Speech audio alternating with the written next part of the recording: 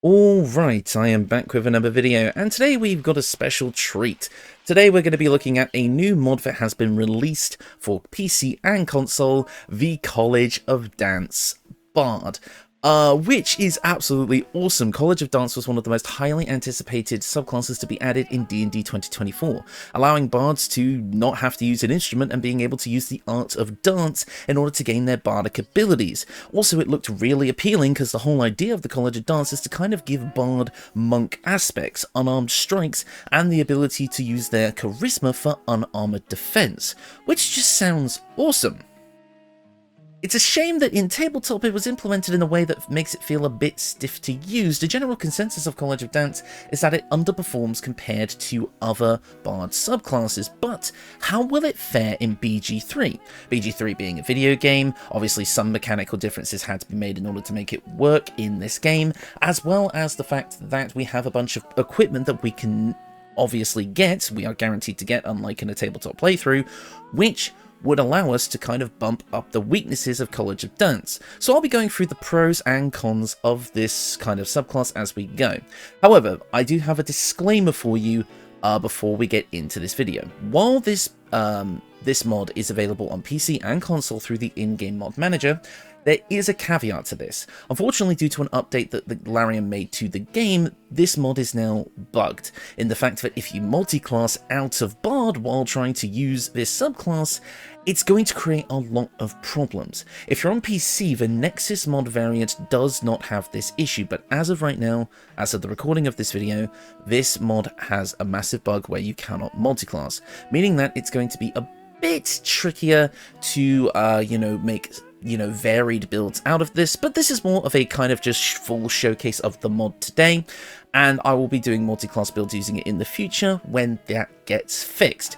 Just thought I'd throw that out there before we get into the build. But speaking of, let's get into the build. Obviously, we're going to be kicking things off as a bard. I mean, there's not much else we could do here. This is going to give us all the usual level 1 bard stuff. Nothing else has really changed here for us. As a race, I've gone with a tiefling because, tiefling, bard, charisma, it all kind of is all the very typical standard thing. I mean, hell, I'm pretty sure a purple tiefling was used as the art for the College of Eloquence bard in the book, but I don't know, I can't remember. But anyways, this is going to give us dark vision and resistance to fire damage, which is nice. I've gone for a Mephistopheles tiefling today, not for any particular reason, but I do like the fact that we get Mage Hand, and later on we'll also be able to get Flame Blade, if that's your fancy. And since that Flame Blade would use our charisma, I don't know, I kind of like the idea of a College of Dance bard being able to suddenly summon like a flaming sword from their heritage and weave it into their dance moves or something like that. You kind of get what I mean. As I said, we are a bard, giving us access to cantrip spells and the ever-obvious bardic inspiration. Now, bardic inspiration is quite important here because it will be how our unarmed damage scales, so we'll get into that in a minute. For our cantrips, we've got the pretty standard selection. As always, for all of my builds, I have the Mistress Spells mod installed, so you're going to have a few different options here if you have that mod as well, which of course is available on PC and console. But we're going with the standard vanilla options of Vicious Mockery and Friends today. We also get to choose some level 4 spells. Now, it's entirely up to you what you want to pick here. It really doesn't matter. I initially, for my testing, went with Earth Tremor, because the idea of, in the middle of our dance, we stomp our foot down, creating a tremor around us that can potentially knock enemies prone, felt kind of fun. But because this does bludgeoning damage, and most of our other attacks already do bludgeoning damage, I didn't really find much of a use for it. So I would say you can include that if you want, but it's not necessary. I would say take the command spell instead. It just has a ton of utility that can really work nicely for us. Long Strider to give us more movement speed, to give us a bit more of that monkish feel. Dissonant Whispers because it's our standard damaging spell that works really well on pretty much every bard build. And finally, Speak with Animals for the roleplay aspect. This is going to be a fairly standard bard build when it comes to the spell selection, with some exceptions here and there, but otherwise we've got a pretty standard spread here. For the record, the command spell does come from the 1D&D spell list revisions mod, which again is available on all platforms. Links to all mods that I use will be in the description below. For your starting instrument, it doesn't really matter what you pick here, because we're going to be unequipping them so that we can use the performative dance that we'll get later, because yes, we'll be able to dance as if we were using a musical instrument, which is quite fun. As for our ability scores, this is what we're looking at. A pretty standard build for a bard, although we've subbed out dexterity for constitution. We kind of swapped those around. Dexterity is at 16 as it is going to be our main attacking stat of our unarmed strikes. Constitution is at 14. Most bards would like this higher because of the heavy amount of concentration spells that we have. However, in my testing, we'll have so much AC that we won't even really get hit anyway, and we won't even have to worry about saving throws nearly as much either. So trust me, that constitution at 14 is perfectly fine. Intelligence is at 8. We don't need it. Wisdom is at 12 because I like to have that for the saving throws, and Charisma is at 16 because it's our main spellcasting modifier, and much like Monk, it's going to help with our unarmored defense.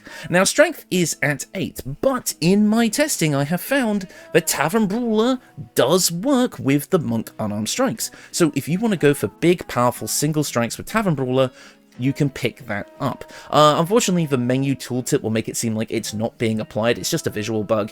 If you actually go and punch somebody, you will see that Tavern Brawler is being applied. I did test it, but for this build, I wanted to go for the more standard dexterity-based life kind of dancer, rather than like a battle dancer that uses strength. But you absolutely can throw on the potions of Hill Giant Strength, get Tavern Brawler on here, do whatever you want to do. Most people who have watched this channel long enough will know how to do that. I would say put your Constitution to 15, take Tavern Brawler to bump that up, then use the potions of Hill Giant Strength to get your strength up and just absolutely destroy people. But again, I do kind of like what we have here, so I'm going to go with this. For our skill proficiencies, I went with the Entertainer background, because of course I did. It just makes too much sense, giving us acrobatics and performance, both things that I would have wanted. However, I decided to do something slightly different for the skill proficiencies than normal. We still have Persuasion because I do want one social skill, but I went with Sleight of Hand and Stealth. I don't know why, but I like the idea of Sleight of Hand almost being reflavored as like our dexterous kind of movements that we get from our dance, being able to be used to like do things like pickpocket and such like that. Like imagine you're performing in a street crowd and like everyone's gathered around you and you decide to do this fancy maneuver where you're spinning and dancing in and out of the members of the crowd. But what they don't realise is that you've got your fingers in their pockets the whole way round. And stealth is stealth. We're going to have high dexterity on this build, so I like to have stealth anyways. Next up, at Bard level 2, we get all the usual goodies. Jack of all trades, making us proficient in pretty much everything, at least half proficient, as well as Song of Rest for a third short rest. Honestly, these are just great features, we all know how good they are. You also do get to pick another spell at this level, and at this point it's entirely up to you what you want to choose. Some healing utility for something like Healing Word could be nice. Tasha's Hideous Laughter could also be quite good. Sleep. Anything you really want to take here, it doesn't matter so much. I quite like grabbing Tasha's Hideous Laughter. I like the idea of being able to make a creature fall prone. Maybe you could do like almost that sort of like court jester dance, you know, where they're falling over and flailing about, but it's actually all part of the performance. Like when you fall over, you're actually doing like a backwards somersault and it gets people to laugh. But in this case, it gets people to laugh a lot. I don't know. I quite like this one. And at level 3, the moment has arrived. We're going to be grabbing College of Dance. And yes, you do see College of Eloquence here. That's going to be a future video. College of Dance is going to give us all of that stuff that we want. First up, we get Dance Virtuoso. We gain advantage in performance checks and gain the ability to perform dance. So whenever we perform our dance, it'll be kind of part of the musical instrument selection on your hotbar that bards normally get. We will also have advantage on those performance checks, which is just a nice flavor feature to have. We're also going to get defensive footwork. Through your superior agility, you employ defensive footwork to increase your defensives. While not wearing armor, your base armor class becomes 10 plus your dexterity and charisma modifiers. That is going to be a lot as we level up this build. Next up, Agile Strikes. You have learned how to apply the grace and agility of dance not only to inspire others, but to also take down your enemies. Whenever you expend a use of your Bardic Inspiration in combat, you gain the ability to perform one free Bardic Unarmed Strike until the end of your turn. So this is really cool, actually, allowing you to basically say, hey, I'm going to give my ally Bardic Inspiration to give myself extra attack. In a way. I think this works out quite nicely. Now, I do all of my testing solo, and the combat footage you will see is solo because I like to test how the build stands on its own, but I did do some quick testing with some allies, and let me just say, this will help make the build feel a lot more powerful than it normally otherwise would be, because again, one of the big caveats of this subclass is that it lacks extra attack unlike something like Valor or Swords, which is kind of a bummer, but we will have other ways of patching that up, and Agile Strikes is going to help with that. And I think this works differently than how it did in Tabletop. I think you had to expend a use of Bardic Inspiration, like, just on its own to be able to unarmed strike. I might be wrong about that, it's been a while since I've read the 2024 PHB. I just remember this being the thing that people were really hung up on, but I feel like in BG3, it just works better. The fact that we have 3 short rests to be able to refuel our Bardic Inspiration die quite frequently means that we're going to have this feature up basically all the time, and we're definitely going to feel the use of that Bardic Inspiration more than you might do in Tabletop. So I actually think this feature works amazingly here compared to the Tabletop variant. Next up, Dance of Death Unarmed Damage. You combine the Art of Dance with the Art of Unarmed Combat. Your unarmed attacks become Bardic unarmed attacks and deal 1d6 bludgeoning damage. This scales with our Bardic Inspiration die, so at the same time our Bardic Inspiration will go up, our damage die for this will go up, meaning that we're going to end this build with 1d10 on our unarmed strikes, which is really, really good. So I'm quite happy with this. It's going to scale with our dexterity, thanks to dexterous attacks. This is going to scale with our dexterity instead of our strength, unless the strength is higher. The exact same as Monk. Overall, this is a really nice skill set to have. Again, you're essentially getting extra attack 3 times per long rest at level 3 here, because it's tied to your Bardic Inspiration, which is the exact same as War Priest, where you get that at level 1. Overall, I just think this works out quite nicely. I think it's a lovely, well-rounded kit, and obviously here we have the Perform Dance skill. Next up, we do get to choose level 2 spells, and it's entirely up to you what you want to pick here. Again, using Mistress Spells and the 1D&D revision, we have some extra options that I think fit the build nicely. I will quickly point out, though, that we do have Spray of Cards on this class. Between this and College of Dance, once the multiclassing thing gets fixed, I think I know how to build Gambit now, so people who are asking for the Gambit build, stay tuned. But for now, we do have a few other options, and I want Mirror Image. A big, really fun part of this build is being able to just make our armor class go as high as possible to avoid taking any hits, just dancing and weaving in and out of our enemy strikes. A Mirror Image is going to help with that, allowing us to dance around the battlefield so fast that it looks like there's multiple copies of us. But also, it's our backup dancers. Because, come on, we got to have backup dancers. We don't have to just be a one-man band here. We also do get Burning Hands as a tiefling at this level, but that's not really important. And also, we obviously get to get all of our subclass stuff. We do also get the usual bard thing of being able to get expertise. Now, since we already have advantage on performance checks, I actually don't think we need to take performance expertise here. Definitely going to take persuasion expertise. We do want that. But I do actually think we can put that other expertise into something else. I personally like putting it into Sleight of Hand or Stealth, depending on your playstyle. I think Sleight of Hand will have more general use, but Stealth would be nice as well. Next up, at Bard level 4, we do get to pick another cantrip. Choose whatever you like, it really doesn't matter.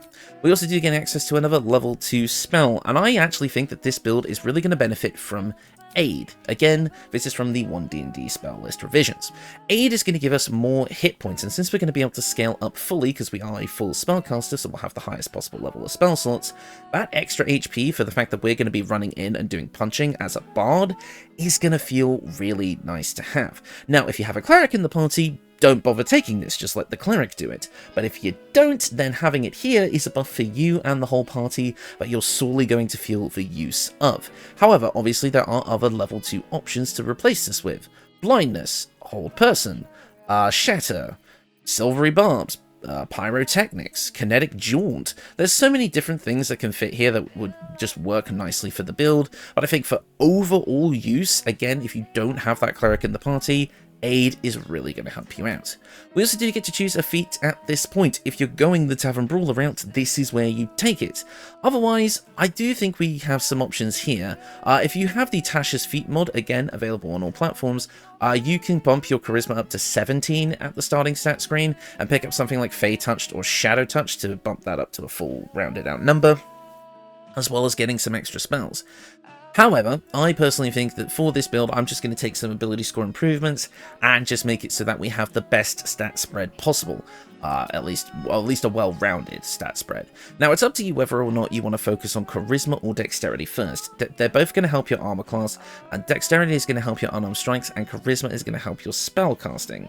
I think at this point you are probably going to want to go with Charisma, because one of the early gamer pieces of equipment that you can pick up is the Gracious Cloth that would give you a +2 to your Dexterity, giving you 18 and 18 at this point. So I do think bumping up Charisma first would be most beneficial, so we're going to go with that. Next up, at Bard level 5, this is where we get some really good stuff. Our Bardic Inspiration is now going to improve to a 1d8, as well as with Font of Inspiration, it now comes back on a short rest, meaning that we're going to have like a bunch of uses of our unarmed Agile Strikes feature, giving us extra attack, and bumping up our allies, and having more damage available overall. This is probably where the build really starts to take off. And we also gain access to level 3 spells. Now, this is where the build gets a bit iffy on the spell selection. We do have some pretty solid concentration options, but we can't concentrate on all of them at the same time. So I would recommend taking as many non-concentration options as you can, and then pick one concentration option that you think is going to work best for you. In my combat footage that you would have seen, my primary spell of choice was Haste, which, I'll be honest, we're going to get from the Darkfire Shortbow or Magical Secrets later. So, and that being kind of our main concentration spell worked out really nicely, because it basically gives you extra attack without needing to have extra attack by giving you 2 actions, or the ability to throw in an unarmed strike and cast a spell with your action. Like, I think you're going to want to take a lot of spells that aren't concentration and just focus on one good concentration spell. But there are other great concentration spells like Slow, Discordant Melody. There's a bunch of different things you can pick, so you're just going to have to kind of choose what works best for you. Overall, I also like things like Glyph of Warding. Blindness, like I said, is another good non-concentration option. But again, most of these are concentration, so it is a bit tricky to pick something that's going to work most of the time when you're just focusing on other stuff. So really, it's a pick your favorite type situation. You may even find you want to go down the healer route with something like Mass Healing Word. Again, that's been added with the spell list revisions. It's a pick your poison type situation. Just grab whatever works for you in the moment. I'm going to pick up some of the spells that I had during testing. So first up, we are going to grab Slow. Slow is just a great battlefield concentration spell. If you don't want to just buff yourself up with haste and make it so only you are getting the benefits from that, grab Slow to slow down a bunch of enemies, reducing their AC and dexterity saves and impeding their action economy, meaning that they can only use an action or a bonus action each turn, not both. Slow would just allow you to have great battlefield control for you and your allies, so I do think it is worth considering as your main concentration spell over haste, unless you kind of want to use haste on yourself and feel like that fast and dexterous fighter, which I absolutely understand because it feels amazing to play in the moment. At Bard level 6, we're going to get our level 6 features. Counter Charm, you know, it's a thing. It's okay, and we can use it quite freely if we're using haste, like I said, but otherwise it's just okay. But here we get 2 of our main subclass features. We get Inspiring Movement. Whenever an enemy enters your melee range, and this can be at the very start of combat and initiative, I did notice, you can take a reaction and use one of your Bardic Inspiration to increase your movement speed by half and avoid opportunity attacks until the end of your turn. Additionally, you gain the ability to give this benefit to an ally after taking this reaction. So you can just say at the start of combat, right, let's get into position, I'm going to be over here, and you, that one specific ally, you're going to go over there. Like, I think this is an amazing ability just to make it so everything works out in your favor right at the start of initiative, or whenever an enemy moves into your melee range. Like, I do think this is a really fun ability overall, and it does give you that kind of like step of the wind feeling, so I like it. It's probably not going to come up a lot, but I do quite like it for this build. We also get Tandem Footwork. Inspire your allies with your graceful and agile footwork, showing them how to mimic some of your moves to be better prepared for the coming dangers. Using your Bardic Inspiration, you increase their initiative by 2 at the start of the next combat, and after the end of the next combat, this effect will expire even. This is okay. I do like the idea of giving maybe like your slower party member a chance of being higher on the initiative order, but overall I just think this is kind of a meh ability, and I probably won't be spending a Bardic Inspiration die on this as compared to everything else. Don't get me wrong, it's here, but it's not really worth it. And again, we're at level 6 of Bard, and you can clearly see the lack of extra attack here, which is kind of a big bummer for a class like this, but again, we have Agile Strikes, so maybe it's not necessary. Also, we do get to choose another spell at this level. Now, in my testing, I did take Discordant Melody because I like the idea of having a big thunder attack. And it does work nicely as kind of having like an alternative damage option, but it does take our concentration. My voice cracked then, that was weird. So, you can kind of choose whatever you like here. I quite like the idea of having Mass Healing Word just for a quick heal if the team needs it, but again, if you've got that cleric in your party, probably not necessary. So I would just take a powerful non-concentration option here. Glyph of Warding, I think, is great. It basically can just work like a slightly lesser version of Fireball, but you get to pick your damage types, or you can go for status effects like Detonation, pushing enemies away, or Sleep to knock them to sleep. I think Glyph of Warding is going to be great for like a big, powerful spell attack that we can just use whenever we need to. There is also obviously things like Spray of Cards, but I'm going to save that for the Gambit build, and Silvery Barbs, which is just kind of broken, but feel free to choose whatever you like here. At Bard level 7, we're going to gain access to level 4 spells. Now, in my testing, I originally took Freedom of Movement, because it just makes sense, right? You can snap you or an ally out of stun, and difficult terrain cannot slow you down, and you cannot be magically paralyzed or restrained. I mean, that just makes sense for a College of Dance Bard, right? However, I did end up getting this effect from a piece of equipment anyway, so I find that spending not only a spell slot on this, but also a prepared spell slot as well, like, you know, how we have a limited amount of spells, it just didn't feel worth it in the end when we could just get this from a ring. So I think you've got a few other options that could be interesting. There's things like Mesmer's Lullaby to potentially hypnotize people who come near you, and again, because you're going to be in melee range, that could work out quite nicely. There's Charm Monster, or Dream. I think Charm Monster could make a lot of sense on this build. Greater Invisibility could be really fun and powerful, but again, it is another concentration option. But things like Dimension Door would have great utility. Grab your dance partner and bamf across the arena. Actually, I'm going to take that. Now that I've just said that, you got your dance partner and you're bringing them with you as you dance across the battlefield in a swift motion to get to the right position. Yes, we're taking Dimension Door because I've talked myself into it. At Bard level 8, we are going to gain access to another level 4 spell. Again, another pick your favourite situation, it's anything that could work for you. Antagonize could be a fun spell, allowing you to antagonize a creature. They'll have disadvantage on attack rolls and cannot take reactions, dealing 4d4 psychic damage as well over 2 turns. It's a wisdom save, but on that save, targets will still take half damage. It's almost like a, hey, look at me, like I'm about to perform type move.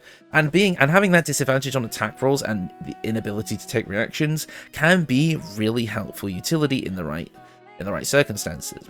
There's also Motivational Speech, allowing you to motivate up to 5 creatures. They'll give 5 temporary hit points and advantage on wisdom saves. And if an affected entity is hit by an attack, it has advantage on the next attack roll. This is a fun spell as well, and again, it could be like your performance is inspiring everyone around you. Almost like a Fire Emblem dancer, now that I'm thinking about it. So I kind of like the idea of taking either of these, although now that I think about it, I'm liking Motivational Speech more. Yeah, you know what? We're going to go with that.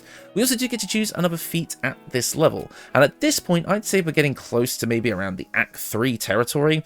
And we'll probably have replaced the Graceful Cloth at this point. So let's bump up that Dexterity to an 18. A 20 if you keep the Graceful Cloth. But overall, this is just going to make our AC and our unarmed strikes a lot better. At Bard 9, we get access to level 5 spells, and we do have quite a few interesting options here. From Mistress spells, we do have Synaptic Static, a big detonation of psychic energy that inflicts targets with a negative 1d6 penalty to attack rolls, ability checks, and constitution saving throws, so spellcasters are going to hate you for this one. However, this does take our concentration, but in contrast, it is an intelligence save, which is not often saved against, so this could be quite useful overall. And also we have really powerful spells here like Hold Monster, which I'm absolutely going to be taking just because it's so useful in so many situations. Yes, it's a concentration spell, but it's a damn good one. At level 10 of Bard, oh boy, this is a big one. We're going to gain access to improved Bardic Inspiration, making our unarmed strikes and Bardic Inspiration a D10, which is insane. We're also going to get another subclass feature here, improved Tandem Footwork. You inspire, basically now our initiative roll is increased to 3 at the start of combat.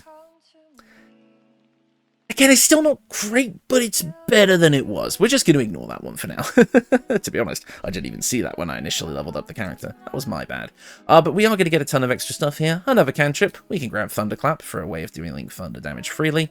We also gain access to another level 5 spell at this point. Mass Cure Wounds, Dominate Person, Greater Restoration, like I say, Synaptic Static, or any of the level 4 or lower spells. You've just got so many good options here available to you. Seeming, another fun one. It's entirely up to you what you want to pick here. It really doesn't matter. I did take Synaptic Static in my testing, so I'll grab it here. But here we go. Magical Secrets are massive, massive amount of spells available to us, as you can see. Now, in my testing, I did take Haste here, before remembering that the Darkfire Shortbow exists, so I don't think I would take Haste here. Yes, being able to cast it more than once per long rest is nice, but I don't really want to be spending a spell slot and one of our Magical Secrets repaired spell slots on it, so I don't know. I think I'm just going to leave Haste here and just have it be a once per long rest thing from the Darkfire Shortbow, so then we're not always concentrating on Haste. We are actually supposed to explore other concentration options, like Slow or whatever. So we're going to leave Haste behind here. So what are we left with? Well, I grabbed Steel Wind Strike. It's going to deal 6d10 force damage, and we vanish into the wind, striking 5 different targets. This is Judgment Cut, for those of you who have played Devil May Cry. It's basically that, dashing between multiple different enemies, hitting them each with a massive amount of force damage. In the end, I decided to flavor this as, like, again, we are doing this massive, dexterous, martial arts-infused dance, dancing in between our foes, like, bam, bam, bam, bam, bam, bam, hitting them each with a massively high-powered punch, dealing huge force damage. I just think the flavoring of it is absolutely awesome. The only caveat that the spell comes with is it has to be 5 different targets. You can't target the same person twice, but if you have a massive battlefield in front of you with a lot of different enemies, bam, bam, bam, bam, bam, bam. I would say this is worth it, like, if you have, like, maybe 3 or more enemies, even, because you can just spread out that damage so well. But otherwise, this is still just an amazing spell that I love having on this build. The idea of it is amazing. Then, for your next spell, I mean, you've got a lot of options here. It's entirely up to you what you want to grab. Like, there's Banishing Smite, but unfortunately you do need a weapon attack to make that work, and obviously our Unknown Strikes aren't weapon attacks, so it doesn't really work for us. Counterspell would be an amazing utility option for the whole build, but then there's also the stuff that comes from Mistress mods, Spirit Shroud, Psionic Blast, Pulse Wave. There's so many cool things here that you could use. I mean, just look at them all. To be honest, I didn't look at this in that much detail. I kind of had an idea of what I already wanted in mind before, but now I'm looking at it, there's so many cool other options here as well. Web of Fire. I've never seen that one before. That one looks cool as hell. Gravity Sinkhole. Like, honestly, just pick your favorite here. There's so many different cool things that you can grab. Bigby's Hand could be another fun one, a non-concentration option. Again, maybe another backup dancer, or Infernal Cooling. I mean, just look at them all. Stone Shape. A Sheldon's Stride could be another fun, like, kind of thematic one, just being able to dash through enemies. There's so many different things here. Tasha's Mind Whip. There's just so many cool things here. It's entirely up to you what you want to grab. Let's see. I think Counterspell is going to be overall probably the most utility you'd be able to get out of this. But if you want to grab, like, Darkness for Darkness, Devil Sight, Misty Step, I mean, there's a lot of cool things you can do here. I mean, just look at all the options. It's a pick your favorite situation. I'm sure somebody in the comments will tell me, like, hey, this would have actually been a really cool and thematic choice. So yeah, let me know what you would choose here. We also get to grab 2 more skill expertise. I think at this point, I definitely want Performance and probably Stealth. At level 11, we're going to gain access to another spell, this time of the level 6 variety. And honestly, there's only one choice. Otto's Irresistible Dance. Come on! How can you make a College of Dance Bard and not take Otto's Irresistible Dance? Cause the creature to start dancing, making it unable to take actions or move, and the attackers have advantage on attack rolls against it. The dancer has disadvantage on attack rolls and dexterity saving throws. How could we not take this spell? Now your dance partners don't have to be your allies, you can force an enemy to dance with you. It's amazing. We have to take it. And finally, at level 12, we actually do get another subclass feature. Leading Evasion. Your grace and agility lets you dodge out of the way of certain spells. Whenever a spell or effect would deal half damage on a successful dexterity saving throw, it deals no damage if you succeed and only half damage if you fail. So we're getting evasion with this build. But here's the kicker. You automatically share this benefit with any allies within 3 meters. Yes, this is evasion as a paladin aura. You activate this just whenever and it's permanent. Like, that's pretty insane. It's a nice capstone feature to have if you do go all the way in College of Dance Bard, basically getting a really powerful aura ability. So I absolutely love having this here. It makes it slightly less punishing when your whole party is grouped up and the enemy wizard drops a fireball on you. So I'm quite happy that this is here. We do also get to pick another spell from our spell list. I mean, again, I've gone over all the potential options here. We do get another level 6 option in Hero's Feast, but come on, we're always going to use that spell slot on Irresistible Dance. So, since we took Hold Monster earlier, I guess we could take Hold Person too. Then finally, we also do get to pick another ability score improvement or feat. I am going to take an ability score improvement here and bump up either our dexterity or our charisma. I think either way, both of our spells have, both of our stats have like a high chance of working out for us. Dexterity going to 20 means we have a higher chance to hit and higher AC, and charisma going to 20 means we have a higher chance for our spells to land and the same amount of AC. Or if you're really worried about that constitution, bump that up to a 16 here. There's obviously things like the Mirror of Loss and other ways to bump up our stats as well, so pick your poison here, it really doesn't matter. In my testing, I actually bumped my dexterity up to 20 because I wanted to test how the unarmed strikes worked with it, and honestly, they're really strong, so I think this can work, but it's a pick your favorite situation here. I'll just go with what I use in testing. And that is the build. Overall, what you're getting out of this is the best of both worlds when it comes to monk and bard. Obviously, you're not getting extra attack, which is the big red flag for a lot of people, but that doesn't really matter as we have so much more to work with here. We get powerful control spells, we get big damage spells, we get our unarmed strikes, we gain the ability to buff up our allies with the bardic inspiration and then get extra attack by doing that. We have all of the usual bard goodies. We're going to be amazing both in combat and in social situations, and again, we're going to have such high AC, I'll get to that in a minute, that I will be surprised if attacks ever land hits on us, and we'll be able to even make it so things like dexterity saving throws, which would also be a problem for us, aren't either. The only saving throw I think we're ever really going to have trouble with this character is intelligence, which very rarely comes up. So let's get into the equipment. And as you can see, there's a lot. I've done a lot of extensive testing with this build to make sure that all of the pieces of equipment that you would kind of want to maybe use with this character could be present in this video as options. Because again, I wanted to see what worked with this and what didn't. So let's have a look at our options. Obviously, for our main hand weapons, we're not using any. The whole point of this build is to use unarmed strikes, so we're not going to bother. But as I already mentioned, we do have the Darkfire Shortbow in the range slot to give us resistance to fire and cold damage, so only cold damage because we already had the fire damage resist from Tiefling, but we also get haste once per long rest. So overall, haste is just going to feel great on this build. I've already made a case for it. I won't go into further detail here. But now, let's get into the actual equipment. First up, for my hat of choice, we've got the Gibbous of the Worshipful Servant.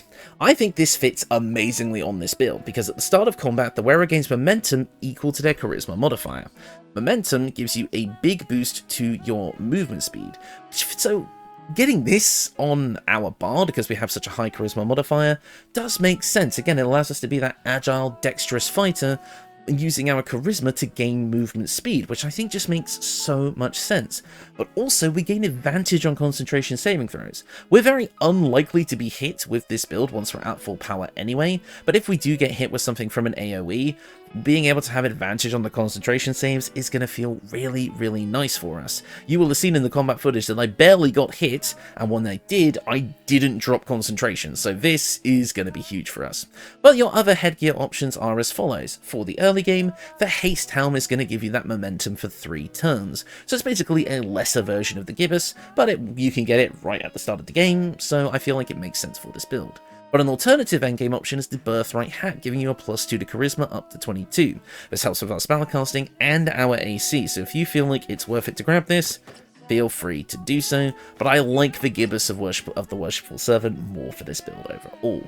Next up for our cloak, we have the Cloak of Displacement. At the beginning of sorry about that. At the beginning of the wearer's turn, the cloak activates, granting enemies disadvantage on attack rolls that target the wearer. This lasts until the wearer takes damage. So not only do we have a whopping 23 AC with this build, we are going to be having disadvantage on attack rolls against us, which is insane. You're basically never going to get hit with this build, and again, you're just dancing, weaving in and out of your enemy's attacks, making you nearly impossible to hit. That's why the Cloak of Displacement feels so right on this build. But I do also think that the Cloak of Protection does also have a place here, giving you a +1 bonus to armor class and saving throws, helping both your AC and your concentration saving throw proficiencies. So I would say this and this can be used hand in hand. If you think that the Cloak of Displacement isn't really working out for you, then just having the flat buff can also be nice. But again, that's entirely up to you. And I mean, if you combine the Cloak of Protection with the Birthright Hats, you're looking at a 25 AC. So, you know, there's options there, but I do like the Cloak of Displacement more overall.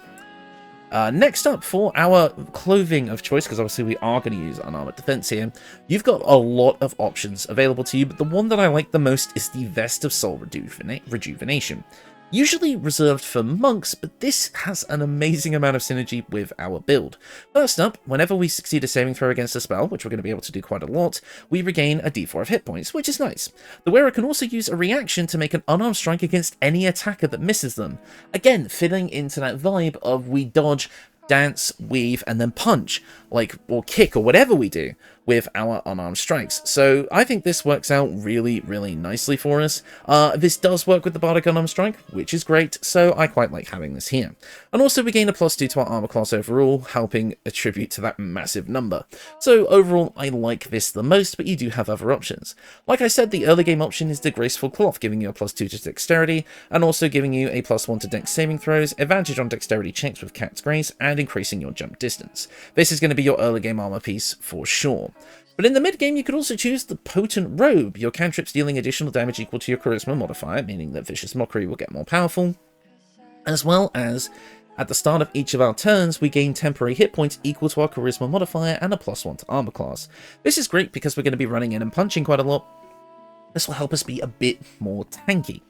And finally, another endgame option is the Robe of the Weave, giving us a +1 bonus to spell save DC and spell attack rolls, which is nice for our spellcasting. And whenever the wearer succeeds a saving throw against a spell, we regain a d6 of hit points and still get that +2 bonus to armor class. So this and the Vest of Soul Rejuvenation are kind of interchangeable. You get a bit more healing and a slightly better spellcasting at the cost of not being able to make a reaction attack. So it's a pick your poison thing. Next up, for your gloves, I think the best gloves for this build are the Wondrous Gloves, increasing our Bardic Inspiration charges by 1, giving us a total of 6 at this level, as well as giving us a +1 to our armor class. In my opinion, there's no better option than this, and this is even obtained as early as Grimforge, so yeah, this is the best one to pick in my opinion. However, there are some other fun options. Namely, right at the start of the game, you can grab the Gloves of Missile Snaring, essentially giving you Monk's Deflect Missiles ability, allowing you to reduce the damage of ranged weapon attacks by 1d10 plus your Dexterity modifier as a reaction. Yeah, with our high dexterity even at low levels, this could be a really nice feature that fits in line with the build. But if you really just want that flat damage boost on your unarmed strikes, you can go for any of the unarmed strike boosting gloves. So the gloves of Cinder and Sizzle, which give you fire damage, the Snow Dusted Monastery gloves, which give you ice damage, the Radiant Seraphim gloves, or whatever it's called, that give you radiant damage. But of course, my one of choice here would be the Servitor of the Black Hand gloves, giving us force damage, and the Fear spell. But any of the kind of boosts your unarmed strikes by 1d4 of X element gloves will work here, and also things like the Helldust gloves as well. But I prefer the Wondrous gloves overall. And finally, for your boots, you have a lot of options here as well. First up is the Bone Spike boots as my kind of endgame option of choice, giving us a +1 bonus to armor class and saving throws as long as we are not wearing armor or holding a shield, which we are not. It also increases our jump distance by 1.5 meters and gives us the Brutal Leap feature, allowing us to use our bonus action to leap at a target and possibly knock them prone. The one thing I found with this build, because we can't use the Band of the Mystic Scoundrel, because we're not using weapon attacks, we're using unarmed strikes, which we learned in my last Bard Monk video, that sadly doesn't work. This will give us an option to use our bonus action for a useful effect, as our bonus action is actually pretty empty otherwise, so with this we have a bit more to work with. So this is my thing of choice, again, for that armor class buff and the extra utility that it gives us. But of course there are other options, because this is an Act 3 option, and we do have some good earlier game options. The Acrobat boots are going to give you advantage on dexterity saving throw checks, while also just fitting into this build lore-wise. This is going to help with things like Fireball and such that can hit us with our AoE, and remember, because of leading evasion, if we succeed on those dex saves, which we would have advantage on with these boots, we don't take any damage. So these can actually be extremely useful. We also have the evasive shoes for another +1 to armor class if we really just want to get stupid with it, and the boots of speed is another early game option to give us a bonus action dash. Again, something else to do with our bonus action, but the special thing that these do is also gives enemies a disadvantage on opportunity attacks against us. So we get to dash as a bonus action, get out of combat really easily, or get into combat really easily, and just be able to maneuver around the battlefield, basically having step of the wind dash like monks do, which is great. So overall, all of the boot options here, I think you can make a case for any of them. They're all really good for the build. Next up, for our accessories, we have the Amulet of the Harpers. This is going to give us advantage on wisdom saving throw checks, which I think is something that we kind of like to have with this build, as wisdom saving throws are some of the nastiest in the game. But of course, this also gives us the ability to use shield once per long rest. In the event that, despite our astronomically high AC, something manages to get through that isn't a critical hit, we can just say no shield, and I think once per long rest is all we're going to need for that. So overall, I quite like having this here. I think it is pretty much one of the more solid options you can have. However, another option could be the Moondrop Pendant, making it so enemies don't provoke opportunity attacks against you when you are less than 50% HP. I think that fits nicely on the build, as well as the Amulet of Misty Step, giving you a usage of Misty Step every short rest. Any of these can work really nicely, and of course there's also the Spellcrux Amulet, allowing you to restore a spell slot as well, once per long rest, so feel free to grab that, and then swap it out for one of these three once you've gotten that usage out of it. Next up, for our rings, again we have the Ring of Free Action here, replacing the Freedom of Movement spell. This allows us to ignore the effects of difficult terrain, and we cannot be paralyzed or restrained. Again, for a College of Dance bard that just dances all over the battlefield, I feel like this is basically a required ring. And then finally, the Shadow Cloaked Ring. Whenever the wearer's weapon and unarmed strikes will deal an additional 1d4 damage against lightly or heavily obscured creatures and creatures made of shadow. So if your enemy happens to be standing in the shade of a building, you get an extra 1d4 of damage, which is nice. If you decide to pick up Darkness as your magical secrets and go for Darkness Double Sight, maybe pick up the Eversight Ring, you can get more damage out of this as well. But this is basically a free ring slot. Put whatever you like here. And yeah, that is the build. We are using the Fear Tailor's Camp Clothing mod, my apologies, and using the Bard clothing here in order to give us this absolutely lovely outfit. I think it looks brilliant. We're also using the Camp Boots camp clothing from the Citizens Camp Clothing mod as well. Both of those mods are available on all platforms, as well as the Faerunian Colors mods, Koreska dye, to get this absolutely beautiful kind of purple, but with the other colors kind of coming through look. It's just amazing. I absolutely love this outfit. Well done, Fear Tailor. This is amazing. The other kind of vanilla option I was going to go with was this, but it just felt a little bit too clickbaity to me, so I went with the one that I genuinely like a lot more. I think this is Alfira's outfit, actually, now that I'm looking at it, or like a slightly modified version of it, but either way, I still love it. But yeah, that is the build, and I can quite confidently say this might be my favourite subclass mod so far. There, you can tell that a ton of love and effort went into this to make it as accurate to the tabletop version as possible, while still giving it a little bit of a bump in the places that it needed. And honestly, it just feels so good to play in practice when you have everything set up properly. It even comes with some unique animations that I forgot to show off in the build, like you can do like a bardic kick, which I think is absolutely amazing if you kind of like finagle with the hotbar a little bit. There's just so much cool stuff that is done for this mod that I just absolutely love. So big shout out to the mod creator for making something genuinely special here that I absolutely love. And again, this build, while not being the strongest bard build in the world, obviously that lack of extra attack is really hurting us here, but again, Agile Strikes does kind of make up for it. But again, in solo testing, it did fall behind a little bit. It's really good at taking on humanoid enemies, but as soon as we got to the Steel Watcher, you really do realize how important that level 6 monk feature of key empowered strikes to overcome resistance to, you know, physical damage. Like, the fact that we can't really get over that resistance made the Steel Watcher kind of just like a massive tank against us, turning it into a long-lasting slugging match where we just went back and forth, missing, hitting, missing, hitting, missing, hitting. Like, he couldn't hit me because my AC was so high, and I couldn't really do much damage to him because his resistance was so high, so we just kind of were just smacking each other for ages until I just went, you know what, that's good enough for the combat footage. But overall, like, I think this is a really strong ability build, and just a great subclass in general. Once the multiclassing issue is fixed, I can see multiclassing this with Rogue to make Gambit with spray of cards and, like, you know, the bonus action dashing to, like, charge up the Boots of Wrath or something for, like, kinetic energy. That's going to be a fun build. There's also, you know, the option of making something like an actual Monk College of Dance build and just seeing how the two actually stack together. Or maybe like a Fighter Dance or like a Warlock. Oh, the Warlock build potential here could be insane. Oh man, really looking forward to experimenting with this when multi-classing becomes possible. Otherwise, as it stands now as a single class build, it is one of the most fun options in the game, and if you play it correctly, you will be able to turn this into something extremely powerful like I have here. As you can see, the defensive aspect of it is just insane. The amount of AC you get is just stupid.